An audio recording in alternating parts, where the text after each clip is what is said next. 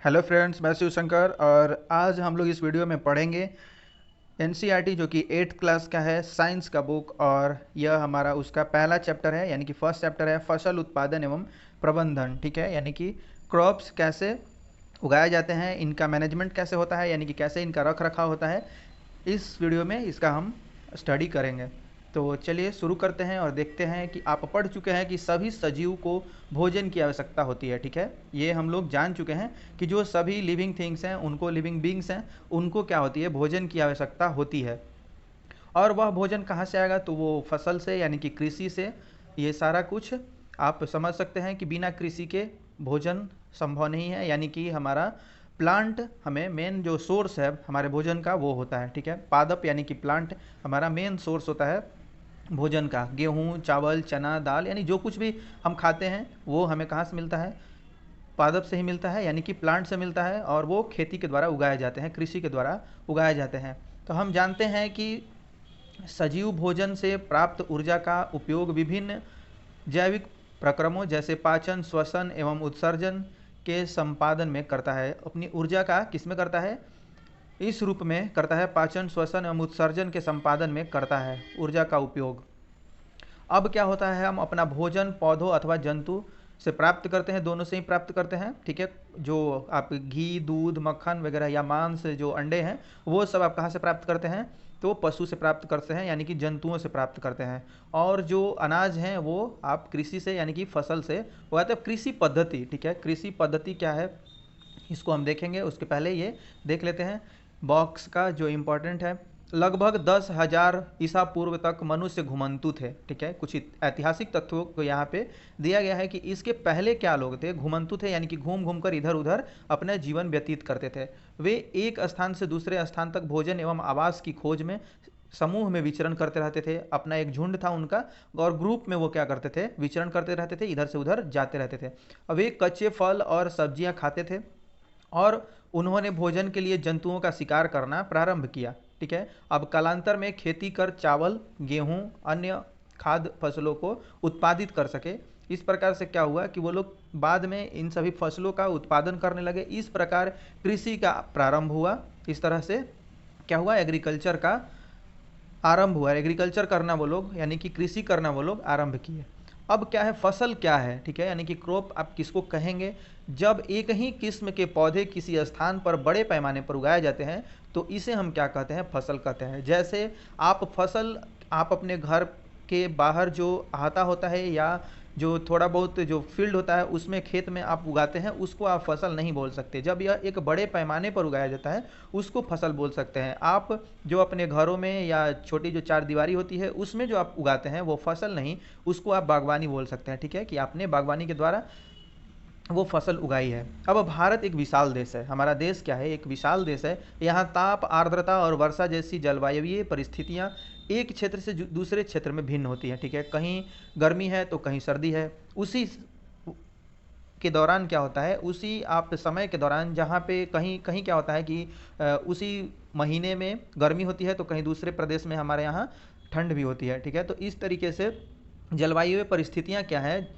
भिन्न भिन्न है, इसलिए खेती का जो तरीका भी हमारा है वो भिन्न भिन्न है। अतः देश के विभिन्न भागों में विविध प्रकार की फसलें उगाई जाती हैं। ठीक है, अब विभिन्न जगह जगह पे भिन्न भिन्न, मतलब विविधता इसमें आपको देखने को मिलेगी कि हर जगह का फसल जो है वो अलग अलग तरह का उगाया जाता है। अब क्या है कि इस विविधता के बावजूद मोटे तौर पर फसलों को दो वर्गों में बांटा जा सकता है। अब आप दो वर्ग में इसको बांट सकते हैं, इसका वर्गीकरण किया गया है। अब पहला क्या है कि खरीफ फसल। खरीफ फसल क्या है, ठीक है, अब खरीफ फसल वह फसल जिन्हें वर्षा ऋतु में बोया जाता है, खरीफ फसल कहलाती है। ठीक है, वह फसल जो जिन्हें आप वर्षा ऋतु में बोते हैं वो क्या कहलाते हैं, खरीफ फसल कहलाते हैं। भारत में वर्षा ऋतु में सामान्यतः जून से सितंबर तक होती है। वर्षा ऋतु कब से होती है, जून से सितंबर तक होती है। अब धान, मक्का, सोयाबीन, मूंगफली, कपास इत्यादि खरीफ फसलें हैं। ये सब क्या है, खरीफ फसलें हैं। और इनका जो बुआई होती है कब होती है, जून से सितंबर के बीच में होती है। तो वर्षा ऋतु के दौरान इनकी बुआई होती है, यानी कि इनको बोया जाता है। अब क्या है कि रबी फसल, जो हमारा क्लासिफिकेशन है, वर्गीकरण है फसल का, वह दो है, खरीफ और रबी। तो रबी फसल कौन है, यानी कि शीत ऋतु। ठीक है, शीत ऋतु में ये उगाई जाने वाली फसलें हैं। और इनको हम जो जो फसल शीत ऋतु में उगाई जाती हैं उनको हम रबी फसल कहते हैं, यानी कि अक्टूबर से मार्च तक। ठीक है, अक्टूबर से जो मार्च तक का महीना होता है उसमें जो फसल उगाई जाती है उसको क्या बोलते हैं, हम उसको बोलते हैं रबी फसल। इसका उदाहरण है गेहूं, चना, मटर, सरसों। ठीक है, गेहूं, चना, मटर, सरसों, अलसी रबी फसल के उदाहरण है। इसके अलावा कई स्थानों पर दालें और सब्जियां ग्रीष्म में उगाई जाती हैं। ठीक है, दाल और सब्जियां जो हैं वो ग्रीष्म में उगाई जाती हैं। अब आधिकारिक जो आधारित आधारित जो फसल पद्धतियां हैं वह क्या है। ठीक है, आधारिक फसल पद्धति को देखते हैं कि आधारिक फसल पद्धति क्या है। अब धान को बहुत अधिक पानी की आवश्यकता होती है। ठीक है, धान को क्या है, बहुत ज़्यादा पानी की आवश्यकता होती है, अतः इसे केवल वर्षा ऋतु में ही उगाते हैं। क्योंकि भाई अगर ये नहीं उगाई जाएगी वर्षा ऋतु में तो इसको बहुत ज़्यादा पानी की आवश्यकता होगी, और उतना पानी देना एक मतलब सिंचाई पद्धति के द्वारा कुएं से और या नहर से या ट्यूबवेल से जो भी है उसके द्वारा क्या होगा, ये बहुत खर्चीली, और वो मॉइस्चर और नमी क्या है खेत में उतनी बरकरार नहीं रह पाएगी जो कि वर्षा ऋतु में रहती है। ठीक है, अब फसल उगाने के लिए किसान को अनेक क्रियाकलाप सामयिक अवधि में करने पड़ते हैं, उस समय सीमा के अंदर ही करने पड़ते हैं। आप देखेंगे कि यह क्रियाकलाप उस प्रकार के हैं जिनका उपयोग माली अथवा आप सजावटी पौधे उगाने के लिए करते हैं। ये क्रियाकलाप अथवा कार्य जो हैं वो कृषि पद्धति जो आगे दिए गए हैं, क्या है, ये सारे क्रियाकलाप क्या है, कृषि पद्धतियां हैं जो आगे दिए गए हैं, यानी कि हम आगे इसमें पढ़ेंगे। ठीक है, अब मिट्टी तैयार करना, आप क्या करते हैं, खेत को फसल से बोने के पहले मिट्टी को पहले तैयार करते हैं, यानी कि उनकी जुताई होती है, फिर उनको उनका आप पोली बनाते हैं मिट्टी को। इसके बाद कुछ फसलों को उसमें पानी करके बोया जाता है, तो कुछ को ऐसे ही केवल भुरभुरा करके मिट्टी को बोते हैं। तो सब क्या होता है, फसल के अनुसार मिट्टी की तैयारी होती है कि उसको कैसा रखना है।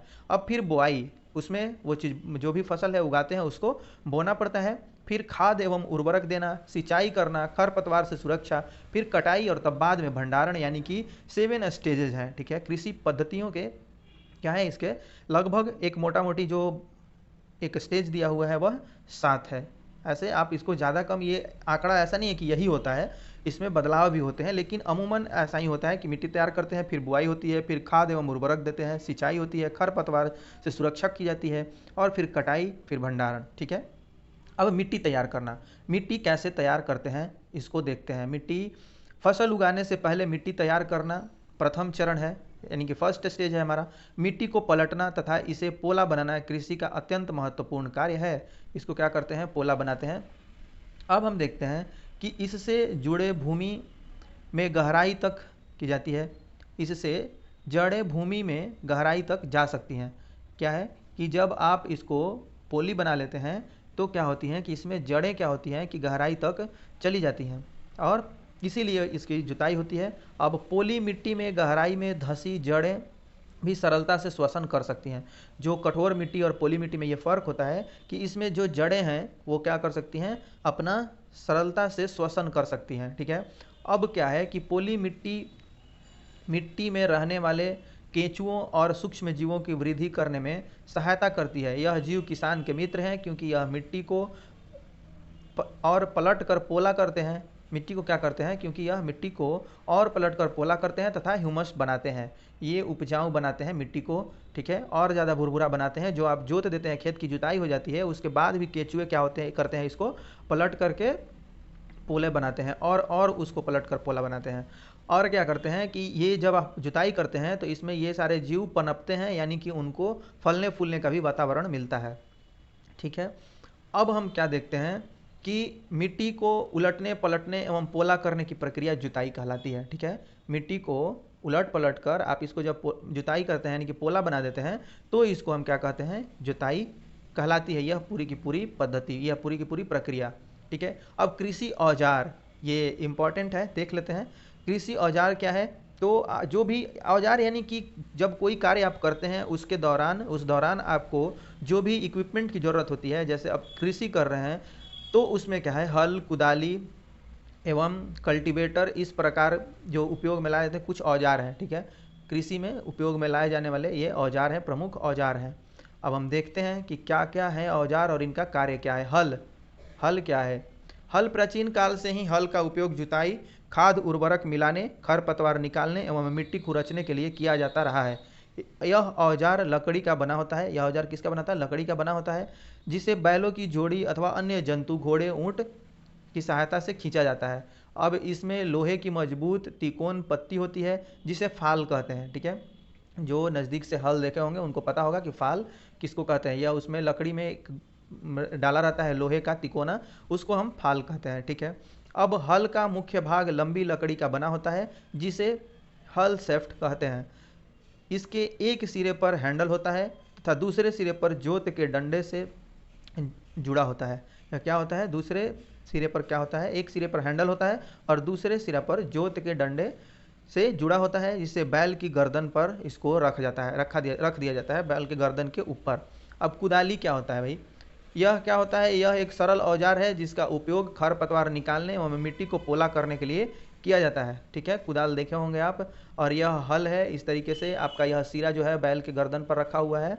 और यह हल सैफ्ट यहाँ पे आप देख सकते हैं ये, और फाल यहाँ पे नीचे जो ज़मीन से संपर्क में है वही फाल कहलाता है। ठीक है, हैंड सॉफ्ट यहाँ पे इसको देख सकते हैं, बढ़िया से दिया हुआ है। और जोत यानी कि ये जो गर्दन पर, बैल के गर्दन पर रखा जाता है, यह जोत है। ठीक है, अब देखते क्या है, हम आगे बढ़ते हैं। यह कुछ उसका तस्वीर और दिया हुआ है जो कि कुदाल है। अब देखते हैं कि कल्टीवेटर। ठीक है, आजकल जुताई ट्रैक्टर द्वारा संचालित कल्टीवेटर से की जाती है। कल्टीवेटर के उपयोग से श्रम एवं समय दोनों ही बच जाता है, दोनों में बचत होती है। अब बुआई, बुआई की बात आती है कि भाई बुआई फिर करना है, उसको कैसे करते हैं।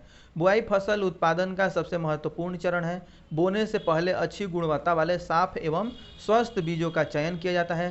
किसान अधिक उपज देने वाले बीजों को प्राथमिकता देते हैं। अधिक जिसमें जो उपज देता है यानी कि अच्छी किस्म की जो बीज होती हैं, उनको हम क्या करते हैं? फसल के लिए चुनते हैं। ठीक है, अब बीजों का चयन, बीज का चयन कैसे होता है, तो इसको हम देख लेते हैं कि क्षतिग्रस्त बीज खोखले हो जाते हैं और इस कारण हल्के होते हैं, अतः यह जल पर तैरने लगते हैं। अच्छे और स्वस्थ बीजों को क्षतिग्रस्त बीजों से अलग करने का यह एक अच्छी विधि है। आप पानी में डालते हैं, उसके बाद क्या होता है कि जो खराब बीज होते हैं वह पानी के ऊपर तैरने लगते हैं, और जो अच्छे बीज होते हैं वह क्या होते हैं? नीचे बैठ जाते हैं। तो इससे क्या होता है कि अच्छे और खराब जो बीज हैं, यानी कि स्वस्थ और अस्वस्थ जो बीज हैं, उनमें फ़र्क पता चल जाता है और उनको हम क्या करते हैं? अलग कर लेते हैं। ठीक है, अब देखते हैं परंपरागत औजार। परंपरागत औजार क्या है? तो परंपरागत रूप से बीजों की बुआई में इस्तेमाल किए जाने वाला औजार कीप की आकार का होता है। अब बीजों को कीप के अंदर डालने पर यह 2 या 3 नुकीले सिरे वाले पाइपों से गुजरते हैं। ये सिरे मिट्टी को भेद कर बीज को स्थापित कर देते हैं। यह जो औजार है वो क्या करता है? उसमें मिट्टी में डाल देता है बीज को, और आप बीजों में समान दूरी बनी रहती है। यह देखिए सीड ड्रिल, यहाँ पे सीड ड्रिल से फिर बीजों की बुआई होती है। आजकल बुआई के लिए ट्रैक्टर द्वारा संचालित सीड ड्रिल, ठीक है, का उपयोग होता है। इसके द्वारा बीजों में समान दूरी एवं गहराई बनी रहती है। यह सुनिश्चित करता है कि बुआई के बाद बीज मिट्टी द्वारा ढक जाए। ठीक है, मिट्टी द्वारा जब बीज नहीं ढकेंगी तो ये इनका क्या होगा? ये अंकुरण नहीं होगा, ये अंकुरित नहीं होंगी और फिर ज़मीन से बाहर नहीं आ पाएंगी। ठीक है, तो अब क्या देखते हैं? खाद एवं उर्वरक मिलाना। अगला हमारा जो बिंदु है, खाद एवं उर्वरक मिलाना। वे पदार्थ जिन्हें मिट्टी में पोषक स्तर बनाए रखने के लिए मिलाया जाता है, वे पदार्थ जिन्हें क्या किया जाता है? इसका मिट्टी का उर्वरा शक्ति को बनाए रखने के लिए मिलाया जाता है, उन्हें हम क्या कहते हैं? खाद एवं उर्वरक कहते हैं। ठीक है, अब खाद और उर्वरक को देखते हैं कि खाद और उर्वरक में कुछ फ़र्क भी होते हैं, वो हम आगे देखेंगे कि खाद और उर्वरक में क्या फ़र्क है। अभी देखते हैं कि फसलों के लगातार उगाने से, ठीक है, जब फसल लगातार आप उगाते हैं तो मिट्टी में कुछ पोषकों की कमी हो जाती है। अब इस क्षति को पूरा करने हेतु किसान खेतों में खाद देते हैं। यह प्रक्रम खाद देना कहलाता है। पर्याप्त खाद देने से पौधे कमज़ोर हो जाते हैं। जब अपर्याप्त खाद देंगे, यानी कि जब उनको जितना चाहिए उतना खाद आप नहीं देंगे, तो पौधे क्या होंगे? कमज़ोर हो जाते हैं। अपर्याप्त खाद देने से पौधे कमज़ोर हो जाते हैं। अब खाद एक कार्बनिक यानी कि जैविक पदार्थ है जो कि पौधों या जंतु अपशिष्ट से प्राप्त होती है। खाद क्या है? एक कार्बनिक जैविक पदार्थ है जो पौधों या जंतु के अपशिष्ट से प्राप्त होती है। किसान पादप एवं जंतु अपशिष्टों को एक गड्ढे में डालते जाते हैं तथा इसका अपघटन होने के लिए खुले में छोड़ देते हैं, ये लोग इसको खुले में छोड़ देते हैं अपघटन होने के बाद इसका, और उसके बाद क्या करते हैं कि अपघटित पदार्थ खाद के रूप में फिर बाद में तैयार हो जाता है। जब सूक्ष्म जीव इसमें मिल करके अपघटन कुछ सूक्ष्म जीव द्वारा होता है, उसके बाद इनको आप क्या करते हैं, उपयोग में लाते हैं। ठीक है, जब आप अपघटन के लिए खुले में छोड़ते हैं तो कुछ जो जीव हैं, सूक्ष्म जीव हैं, वो इनको अपघटित कर देते हैं, इनको बदल देते हैं। ठीक है, खाद में बदल देते हैं। अब हम क्या देखते हैं कि उर्वरक रासायनिक पदार्थ है। खाद और उर्वरक में यही मामूली अंतर है कि जो हमारा खाद है वह कार्बनिक पदार्थ होता है, और यह क्या है कि रासायनिक पदार्थ है जो विशेष पोषकों से समृद्ध होते हैं। यह क्या होता है, विशेष रासायनिक पोषकों से समृद्ध होता है, विशेष पोषकों से समृद्ध होता है। वे खाद से कैसे भिन्न है? उर्वरक का उत्पादन फैक्ट्री में किया जाता है। ठीक है, यहाँ हम यह देख रहे हैं कि जो हमारा खाद है वह कार्बनिक है यानी कि जैविक है, और यहाँ जो हम उर्वरक देख रहे हैं वह क्या है, रासायनिक पदार्थ है जो कि विशेष प्रकार के पोषक से समृद्ध होता है।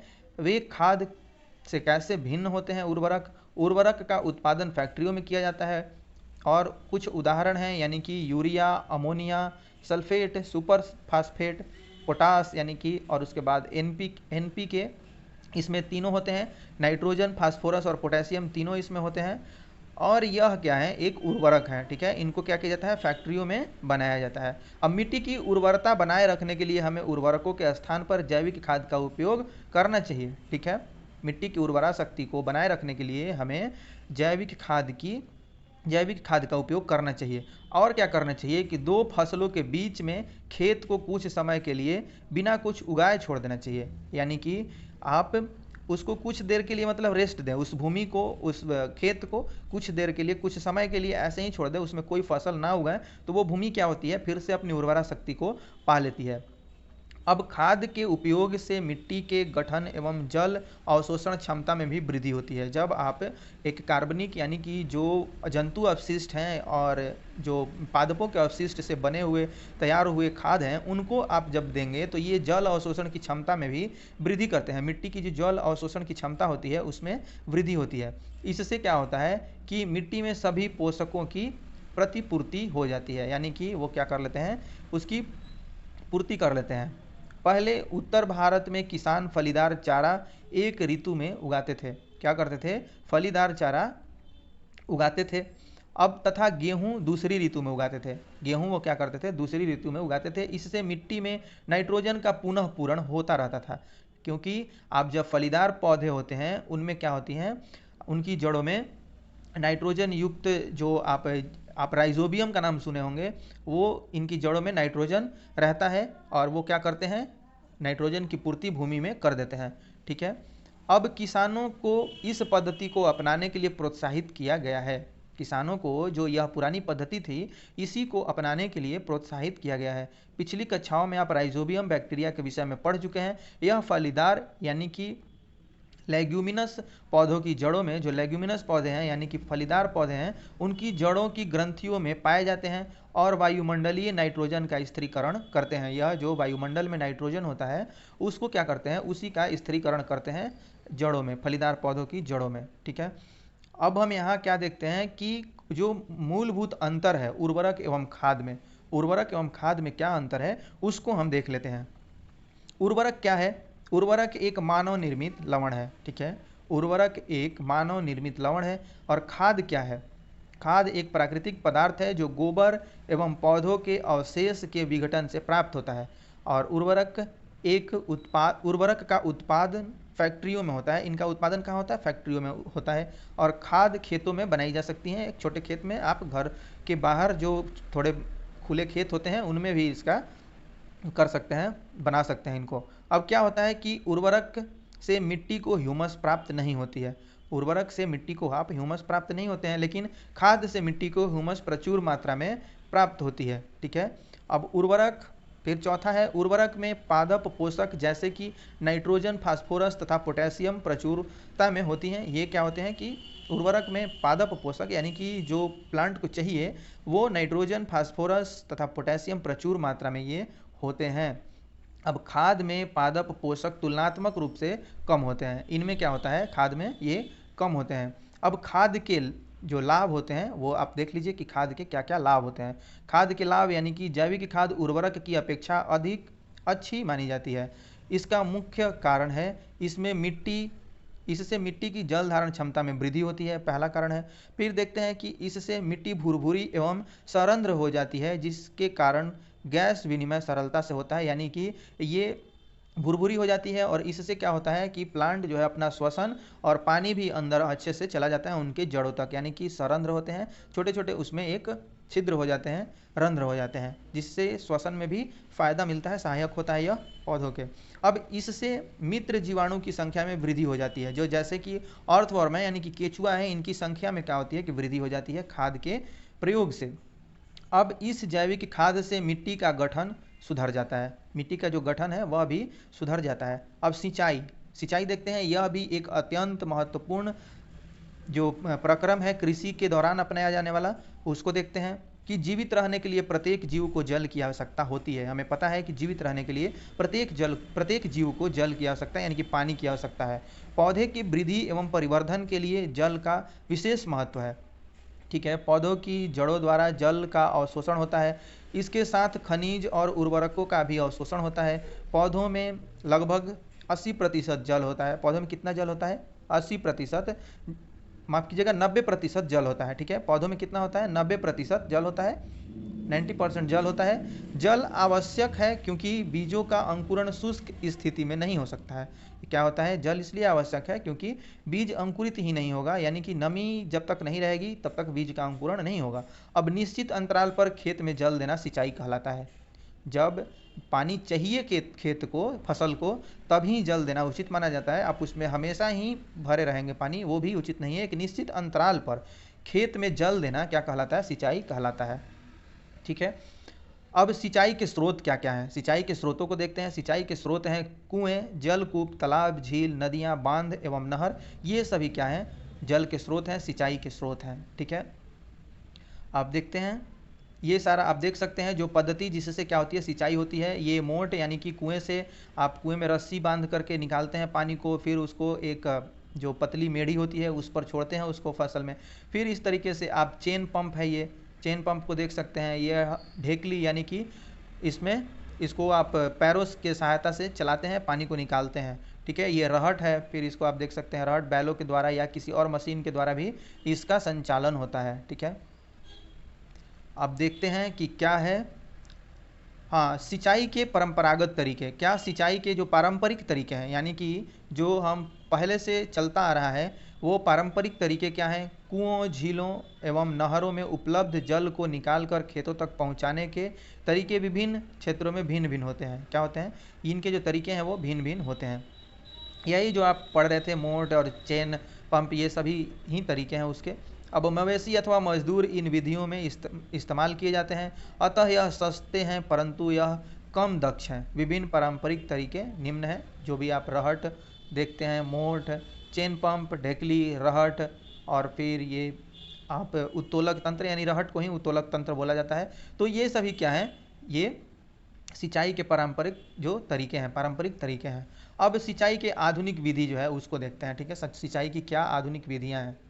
अब सिंचाई की आधुनिक विधियों द्वारा हम जल का उपयोग मितव्ययता से कर सकते हैं, यानी कि उनका खर्चा जो है, जल का खपत जो है वो कम हो सकता है, जो अभी आधुनिक विधियां अभी आई हैं हमारे बीच में। अब ठीक है, छिड़काव तंत्र यानी कि स्प्रिंकलर सिस्टम के द्वारा इस विधि का उपयोग असमतल भूमि के लिए किया जाता है। ठीक है, जो भूमि समतल नहीं है उसके लिए अधिक किया जाता है इसका उपयोग, जहाँ जल कम मात्रा में उपलब्ध है। ठीक है, अब ऊर्ध्व पाइपों की ऊपरी सिरों पर घूमने वाली नोजल लगे होते हैं, इसमें घूमने वाले नोजल लगे होते हैं। ठीक है, आप देख सकते हैं ये नोजल यहाँ होते हैं, ये घूमते रहते हैं हमेशा।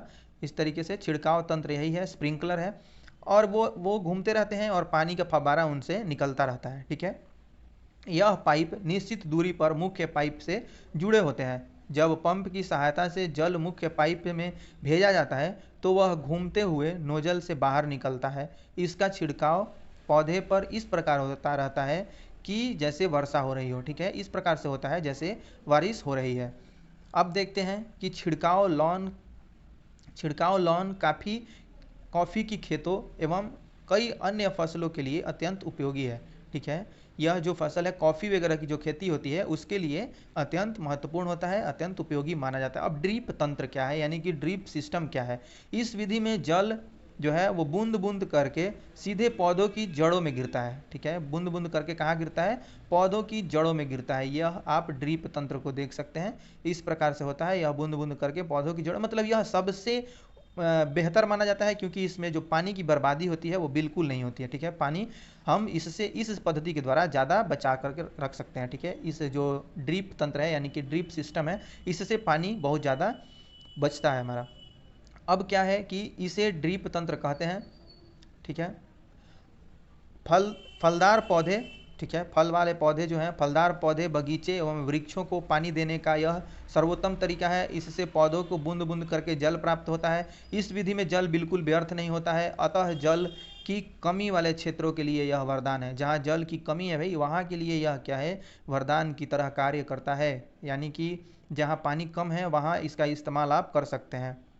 अब क्या देखते हैं कि खरपतवार से सुरक्षा कैसे होती है, खरपतवार से कैसे हम इसको सुरक्षा करते हैं, यानी कि पेस्टिसाइड वगैरह का इस्तेमाल करते हैं, उन सभी चीज़ों को देखते हैं हम। ठीक है, अब खेत में कई अन्य अवांछित पौधे प्राकृतिक रूप से फसल के साथ उग आते हैं। इन अवांछित पौधों को क्या कहते हैं, हम खरपतवार कहते हैं। खरपतवार हटाने को निराई कहा जाता है। जो खरपतवार हटाते हैं हम उनको निराई कहा जाता है। निराई आवश्यक है क्योंकि खरपतवार जल, पोषक, जगह और प्रकाश की स्पर्धा पर फसल की वृद्धि पर प्रभाव डालते हैं। यह क्या होता है, जो फसल है मेन, जो जिन क्रॉप का जिसका हम उत्पादन करने वाले हैं उससे ये प्रतिस्पर्धा करने लगते हैं, और उनका पोषक, उनका जो जल है, पानी है, जगह है, प्रकाश है, उसमें स्पर्धा करते हैं और भागीदार बन जाते हैं। तो आप यह चीज़ समझ सकते हैं कि भागीदार बढ़ने के बाद वो चीज़ कम हो जाती है। जैसे पोषक उनको कम मिलेगा, उनको जो मेन जल चाहिए वो कम मिलेगा। तो इस प्रकार से प्रतिस्पर्धा को खत्म करने के लिए निराई किया जाता है, यानी कि खरपतवारों को हटाते हैं। कुछ खरपतवार कटाई में भी बाधा डालते हैं। क्या होता है, कटाई में भी बाधा डालते हैं तथा मनुष्य एवं पशुओं के लिए विषैले हो सकते हैं। यह मनुष्य और पशु के लिए भी हानिकारक हो सकते हैं। खरपतवार हटाने का सर्वोत्तम समय उसमें पुष्प एवं बीज बनने से पहले का होता है। ठीक है, यह ध्यान रखेंगे कि जो खरपतवार हटाने का जो अच्छा समय होता है वह क्या होता है, पुष्पण और बीज बनने से पहले का होता है, ताकि बीज में भी, बीज से ही फल लगता है, तो उसके पहले आप हटा सकते हैं खरपतवार को। अब रसायनों का उपयोग से भी खरपतवार नियंत्रण किया जाता है, जिन्हें खरपतवार नाशी कहते हैं। जैसे कि 2,4,4-D, ये सभी क्या है, एक प्रकार से खरपतवार नाशी हैं। ठीक है, इन्हें खरपतवार नाशी कहते हैं। आप इनसे रसायनों का उपयोग कर सकते हैं, जैसे 2 है, 4D है, ये सभी खरपतवार नाशी हैं। खेतों में इनका छिड़काव किया जाता है, जिससे खरपतवार पौधे मर जाते हैं। खरपतवार के जो पौधे हैं वो मर जाते हैं, परंतु फसल को कोई हानि नहीं होती है, लेकिन इससे मिट्टी को हानि होती है, इसलिए इसका इस्तेमाल बहुत कम ही करना चाहिए। मतलब रसायन जो होता है वह हमें फ़ायदा तो देता है, लेकिन उसके नुकसान भी हैं। अब देखते हैं हम कि क्या है कटाई। कटाई क्या है, ठीक है, यानी कि फसलों की कटाई कैसे होती है। फसल की कटाई एक महत्वपूर्ण कार्य है। फसल पक जाने के बाद उसे काटना कटाई कहलाता है। फसल जब तैयार हो जाता है उसको काटते हैं, उसको क्या कहा जाता है, कटाई कहा जाता है। अब हम देखते हैं कि हमारे देश में दराती की सहायता से हाथ द्वारा कटाई की जाती है, अथवा एक मशीन का उपयोग किया जाता है जिसे हम हार्वेस्टर कहते हैं।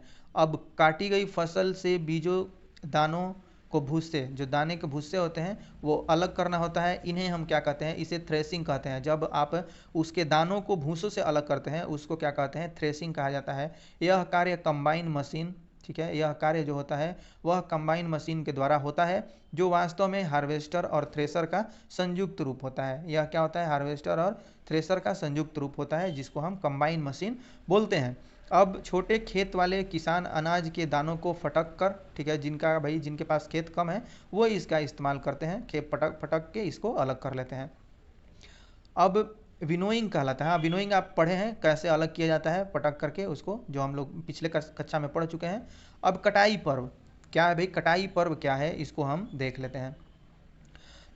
3-4 महीने के कठोर परिश्रम के बाद कटाई का समय आता है। ठीक है, अब स्वर्णिम दानों से भरी जो दाने होते हैं भाई, जब किसान खेती कर लेता है उसके बाद जब अपने फसल के दानों को देखता है तो उससे अच्छा उसके लिए कोई और समय नहीं होता है। अब स्वर्णिम दानों से भरी खड़ी फसल किसानों के हृदय में उल्लास एवं अच्छे समय का भाव संचारित करती है। अच्छे समय का क्या करती हैं? भाव संचारित करती हैं। अब क्या होता है कि यह समय थोड़ा आराम करने एवं खुशी मनाने का है, क्योंकि पिछली ऋतु के प्रयत्न का फल मिलता है। जो आप पिछली ऋतुओं में मेहनत किए होते हैं उसका फल मिलने का होता है जब फसल कटाई होती है। इसलिए भारत के सभी भागों में कटाई का समय हर्षोल्लास एवं खुशी का होता है। पुरुष एवं महिलाएं सभी मिलकर इस पर्व को मनाते हैं। कटाई ऋतु के साथ कुछ विशेष पर्व जैसे पोंगल, कटाई ऋतु के साथ कुछ विशेष पर्व हैं जैसे पोंगल, बैसाखी, होली, दिवाली और नबन्या एवं बिहू, ये सभी क्या हैं? जो फसल कटाई के त्यौहार हैं, पर्व हैं।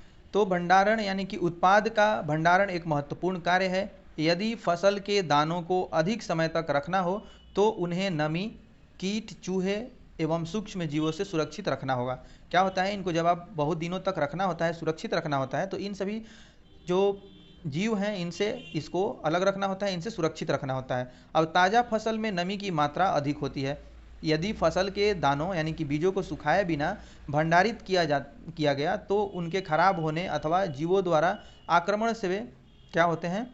अंकुरण के लिए अनुपयोगी हो जाते हैं। अतः भंडारण से पहले दानों को धूप में सुखाना आवश्यक होता है। ठीक, क्या होता है? धूप में इनको सुखाना चाहिए, क्योंकि ये उसको जो जीव हैं यानी कि घून हैं इस तरीके से लग के उनको अनुपयुक्त बना देते हैं, यानी कि बेकार बना देते हैं। ठीक है, अब जब ये अनुपयुक्त हो जाएंगे तो इनमें अंकुरण नहीं होगा। अतः भंडारण से पहले इनको धूप में सुखाना आवश्यक है, जिससे उनकी नमी में कमी आ जाए। इससे उनकी जो कीट पीड़कों, जीवाणु एवं कवक से सुरक्षा हो जाती है। जब सुखा लेते हैं तो इनसे, इन जीवों से क्या होती है? सुरक्षा हो जाती है। किसान अपनी फसल उत्पाद का भंडारण जूट के बोरे, धातु के बड़े पात्र यानी कि बैन्स जो होते हैं में करते हैं, परंतु बीजों का बड़े पैमाने पर भंडारण साइलो और जो भंडार गृह है उनमें होता है। ठीक है, अब जिससे उनको क्या किया जा सकता है? सुरक्षा प्रदान किया जा सकता है। यह अनाज भंडारण हेतु साइलो, आप इनको देख सकते हैं, ये उसका तस्वीर। और बोरी में भी आप गोदाम वगैरह में या अपने घरों में भी रखा जाता है। इस तरीके से जूट के जो बोरे होते हैं उनमें इनको भंडार गृहों में, बोरों में अनाज का भंडारण आप पढ़ सकते हैं, देख सकते हैं, जिससे पीड़कों एवं चूहे एवं कीटों से सुरक्षा इनका किया जा सके। अब नीम की सूखी पत्तियां जो होती हैं, नीम की जो सूखी पत्तियां घरों में अनाज भंडारण के लिए उपयोगी मानी जाती हैं। इनका उपयोग किया जाता है। गेहूँ और जो चना वगैरह होता है उनमें क्या करते हैं, हम नीम की पत्ती को डाल करके रख देते हैं। यह क्या होती है? प्राकृतिक रूप से यह जो कीड़े होते हैं उनको नाश करने का, उनको मारने का और नहीं पनपने देने का इसमें क्षमता होता है नीम की पत्ती में। ठीक है, तो अब देखते हैं कि हमने अभी सीखा कि फसल उत्पादन के विभिन्न चरण हैं, बीजों का चयन, ठीक है, बुआई इत्यादि। इसी प्रकार घरों में अथवा फार्म पर पालने वाले जो पालतू पशुओं को उचित भोजन, आवास, देखभाल की आवश्यकता होती है। जब बड़े पैमाने पर यह किया जाता है तो इसे हम क्या कहते हैं? पशुपालन कहते हैं। जब बड़े पैमाने पर किया जाता है तो इसे हम पशुपालन कहते हैं। यानी कि जब आप बहुत ज़्यादा मात्रा में पशुओं को रखते हैं, उनका देखभाल करते हैं, तो यह क्या होता है? पशुपालन कहलाता है। अब मछली स्वास्थ्य के लिए अच्छा आहार है। ठीक है, मछली क्या है? स्वास्थ्य के लिए अच्छा आहार है। हमें मछली से कॉड लिवर तेल मिलता है जिसमें विटामिन डी अधिक मात्रा में पाया जाता है। ये बात जानने योग्य है। अब हम देखते हैं कि क्या है इसका सारांश। आपने क्या सीखा, इसको देख लेते हैं। आपने क्या सीखा? अब क्या है कि अपनी बढ़ती हुई जनसंख्या को भोजन प्रदान करने के लिए हमें विशिष्ट कृषि पद्धतियों को अपनाना होता है। ठीक है, अब भाई परंपरागत तरीकों से करते रहेंगे तो क्या होता है कि उसमें, पारंपरिक तरीकों से करते रहते हैं तो उनमें फसल का उत्पादन का जो दर है वो कम हो जाता है। किसी स्थान पर उगाए जाने वाले एक ही प्रकार के पौधों को फसल कहा जाता है। ठीक है, अब भारत में फसलों को ऋतु के आधार पर हम दो वर्गों में बांट सकते हैं, रबी और खरीफ। अब जुताई करके मिट्टी तैयार करना और उसे समतल करना आवश्यक है। इस कार्य के लिए हल तथा पाटल का उपयोग किया जाता है। हल का उपयोग किया जाता है और पाटल का उपयोग किया जाता है। अब बीजों को उचित गहराई पर बोना तथा उनके बीच उचित दूरी रखना अच्छी उपज के लिए आवश्यक है। बीजों की अच्छी किस्म का चयन करके स्वस्थ बीजों को बोया जाता है। सीड ड्रिल की सहायता से बुआई की जाती है। अब मिट्टी में पोषकों की समृद्ध और पुनः पूर्ति की आवश्यकता होती है, जिसे कार्बनिक खाद तथा उर्वरक के उपयोग से किया जा सकता है। अब फसलों की नई किस्मों के आने से रासायनिक उर्वरकों के उपयोग में बहुत वृद्धि हुई है। जो नए नए फसल उगाए जाते हैं उससे क्या होता है, उर्वरक भी नए नए तरह के आ रहे हैं और इनका उपयोग भी बहुत ज़्यादा किया जाता है। अब उचित समय एवं अंतराल पर क्या किया जाता है, जब आप फसल को बोते हैं, जल देते हैं, तब इसको क्या कहते हैं, बुआई के समय जब एक निश्चित अंतराल और उचित अंतराल पर जब जल देते हैं यानी कि उनको पटाते हैं, तो यह क्या कहलाता है, सिंचाई कहलाता है। ठीक है। अब निराई क्या होता है, तो निराई होता है अवांछित एवं बिना उगाए पौधों को हटाया जाता है। अवांछित एवं बिना उगाए पौधों को हटाया जाता है, जिन्हें खरपतवार कहते हैं। इनको आप खरपतवार कहते हैं। जो पौधे उगाए नहीं जाते हैं और वह ऐसे ही उगाते हैं, उनको हम खरपतवार कहते हैं। अब कटाई का अर्थ होता है, कटाई का क्या अर्थ होता है, पकी हुई फसल को हाथ या मशीन से काटना। दानों को भूसे से अलग करना थ्रेसिंग कहलाता है। अब बीजों को पीड़कों एवं सूक्ष्मजीवों से संरक्षित करने के लिए उचित भंडारण आवश्यक है। पशुओं को पाल कर भी खाद्य पदार्थ प्राप्त किए जाते हैं, इसे पशुपालन कहा जाता है। इसे क्या कहा जाता है, पशुपालन कहा जाता है। तो यह हमारा जो चैप्टर है वह समाप्त हो चुका है और हमने बहुत सारी चीज़ों को देखा जो फसल के लिए उपयोगी होते हैं और हमारे सिलेबस के लिए भी उपयोगी होते हैं।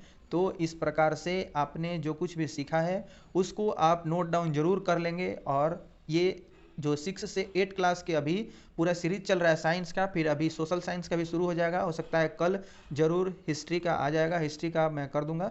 तो आप जरूर इनको देखते रहें और आप वीडियो को अंत तक देखें। आपका बहुत बहुत धन्यवाद। Thanks for watching this video. मिलते हैं नेक्स्ट वीडियो में, तब तक के लिए जय हिंद।